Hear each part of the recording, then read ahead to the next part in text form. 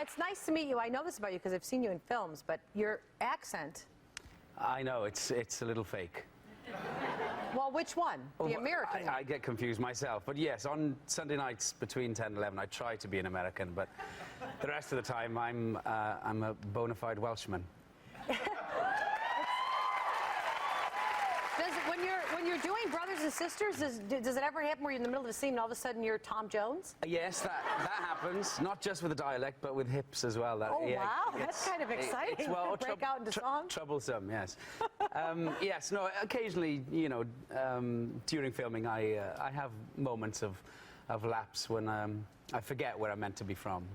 Yeah, that would be tough. And when you guys have been doing the show how many years, Brothers and Sisters? 3 years. 3 years. I know. Right, and are you guys like a big family? Does everybody get along? You know how people always hear about the show, you're doing a show and there's always controversy if people getting along and all that stuff. Yes, no, we I think what we've adopted is our sort of TV personalities frighteningly too well now that we've become this, we've melted into this dysfunctional on-set and off-set family where we continually, berate each other and drive each other insane. But those are long days because you're there for, it's like making a film. It is. We basically make a sort of a mini film every week. Right. Really. Where are your folks? Are they here? Are they in Wales? They're in Wales. They're back in the old country. So I was asking Heidi Klum, what do they do with all this? I mean, were they in the business? No, they were teachers. They were teachers. My yes, gosh. I think they were. Yes. I know. You've got really, thank God for teachers, right? Yes. They mold so much of who we are. I know. And when my father came to, the first day he came to see some filming, and as many people know, we sit around a lot. Yeah. So since then, when he asks how I'm doing, he says, "How's work?" So I'm like, okay, fair enough, yeah. But you stay in touch with your mom via the internet, right? I do. We Skype. I don't know do you know about Skype? I do know about it. We have my mom on the web chat. Yes, once a week on the same. show. I know. Yeah. It's fun. Yes. And do you have it set up wherever you are, or just you have to be at home and mom's at home? I have to be at home because she likes to say, right, move it right now. Let me see the garden, and I show her the garden. You get the okay in the kitchen. And then she'll comment on various things. Are you a gardener? I'm not, no, but she'll make the comments like that needs to. She wants to. Yeah, that needs trimming, and she's very hands-on, thousands of miles away. So that's like a typical conversation with your mom. Yes. She goes, let me see the house, and I go, oh God.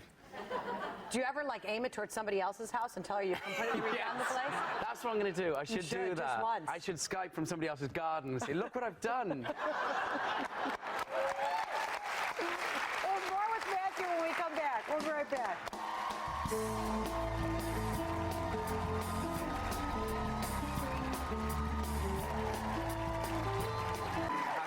We love music. Matthew and I are talking, Matthew Rhys from Brothers and Sisters, we're talking about Dean Martin and how much we love the classics. Yeah. And the Rat Pack. Yep. A lot of fun times. I think we all kind of fantasize when you get into show business that's what it's going to be like, everything we saw. And then it's like this. Yeah, I know. It is real martini. I know. Well, this is a real martini. I know, it's great. It's so dry. It's perfect. I know. We're a class act. Yeah. When do we sing Volare? How did you get interested in acting? Don't choke on the olive. Yeah. A few different reasons. I think in Wales they push sort of youth a lot towards sort of going on stage and singing and poetry. It's like it's same in the Irish traditions, really. Mm-hmm. Yeah. And that sort of features heavily in your childhood. I think the key point came. I was 17 and I did a school musical of Elvis. And you played Elvis? I did. That's fantastic. I know. At the tender age of 17, I played the king of rock and roll. It's sort of funny. It's like, I remember we also did a production of 12 Angry Men, and it's funny having sort of 13-year-old boys, So it's the same as Elvis, I'm 17 in a fat suit, with with a cape They and gave you a everything. fancy- They did. We argued a little bit about that because I thought it was too much.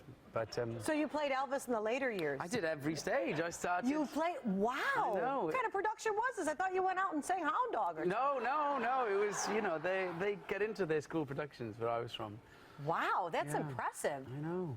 So, did you get reviewed, or did somebody see you in it, or is that when you said, "I'm so good at playing Elvis, I could play anybody"? Well, I should have. I should have retired after playing Elvis, really, because you're not going to get any better. No.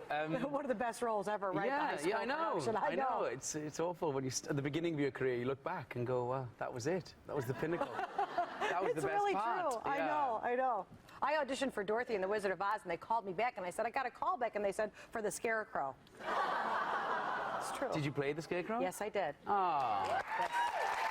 Very proudly. Yeah. Was that a school production? Yes, it was a school production. Were you reviewed? No, not officially. Oh. What did the unofficial review say? Oh, it was okay. What did your mother say?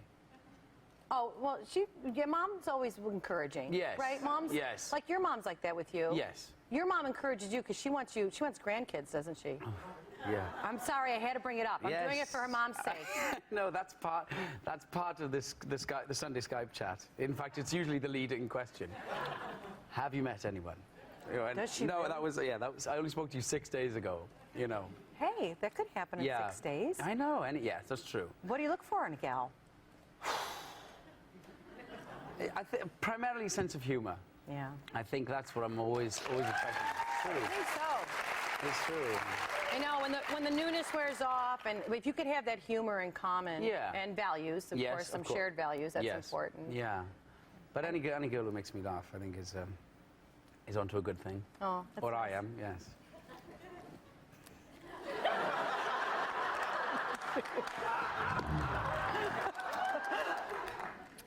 You have a new movie opening, I do.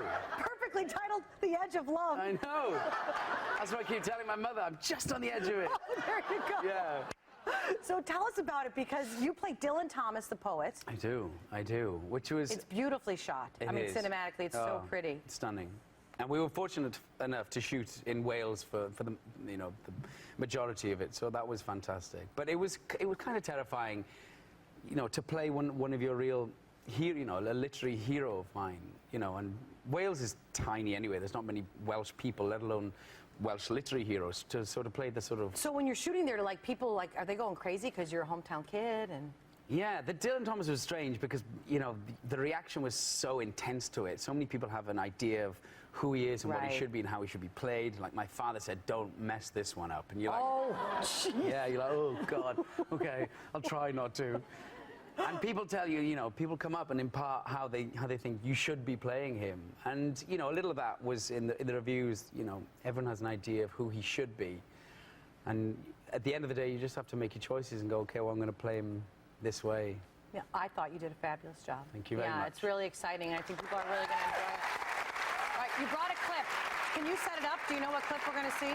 Yes, I think you see me and Keira Knightley on a beach as I begin to try and woo her back. Right. Okay, here we go. Nice work, Matthew. Thank you. Good.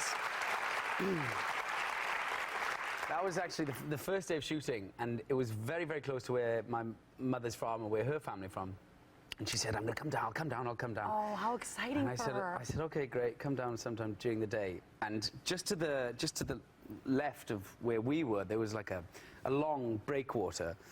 And we just finished a take, and I looked up, and I saw my mother, and she had a cake tin. And she's like this. That's fantastic. Yeah, I know. What did Kira say? Keira said, who's that? And I went, that's my mother with a cake. And you know what? I think forever you treasure that you were able to ever say that. I will. Things Yeah. I thought I'd never say to Keira Knightley. Yeah. Yeah. Pretty special. Your mom's pretty great. I know. Yeah. Bless It was her. so great to meet you, Matthew. Lovely. And don't forget Bethany. Okay, before this. The Edge of Love is in theaters this Friday, March 20th, and Brothers and Sisters, as you know, airs Sunday nights on ABC. We'll be right back.